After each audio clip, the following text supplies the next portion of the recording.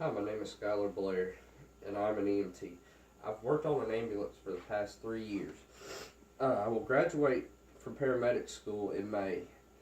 I use CPR in my line of work, and I'm here to inform you what it is.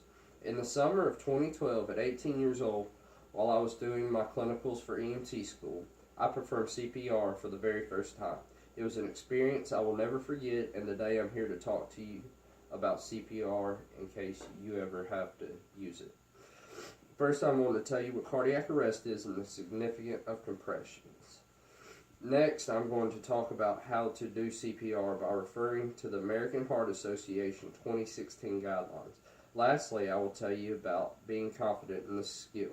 How being confident in the skill will potentially save a life. Let's start our journey into knowledge.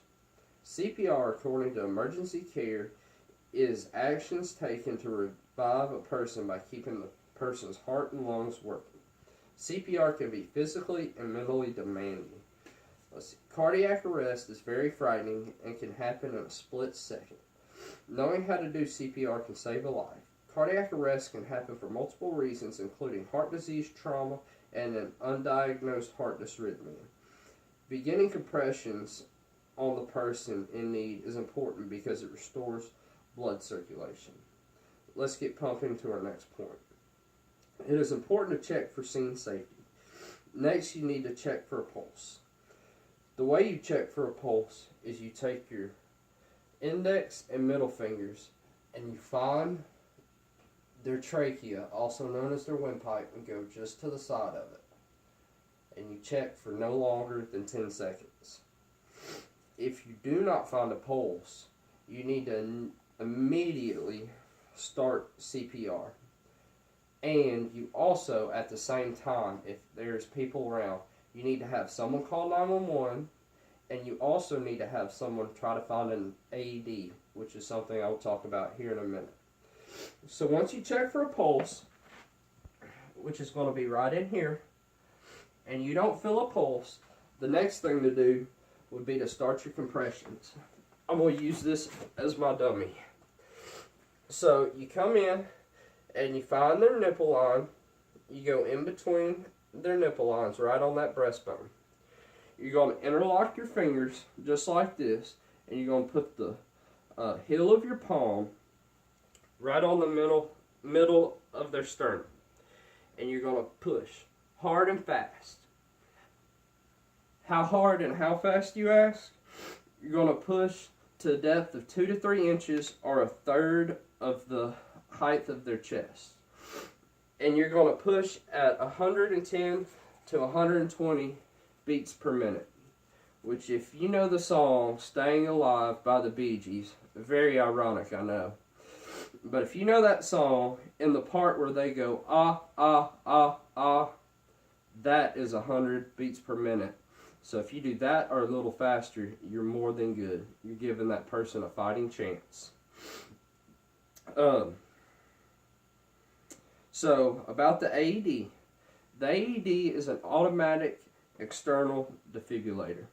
And what it is if the patient is in a rhythm that is shockable, which is VFib and VTach, it's going to shock the heart and hopefully restart the heart.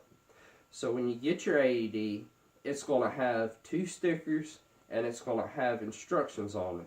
You're going to follow the instructions and put the pads on the patient just like it shows, and then you're going to follow the prompts on there. It's going to tell you either shock advised or no shock advised. If there's a shock advised, you're going to press the shock button. And then you're going to immediately resume CPR. There's a lot of misconceptions about CPR, and the biggest one is about mouth to mouth. Mouth to mouth is no longer recommended. It is now only hands only CPR. So all you do is do compressions. The American Red Cross says that for every minute defibrillation which is the shock from the defibrillator, is delayed, the chance of survival is reduced approximately 10%. So if it is 5 minutes out from the time the person arrested to the first shock, they now only have a 50% chance of survival. Um, where am I? Okay, we're good. Okay, so if you want to get certified, the first place to start is go to AHA.org, which is the American Heart Association website. So let's find out how being confident can save a life. CPR is a skill all should know, and it can still be intimidating even though you know what you're doing.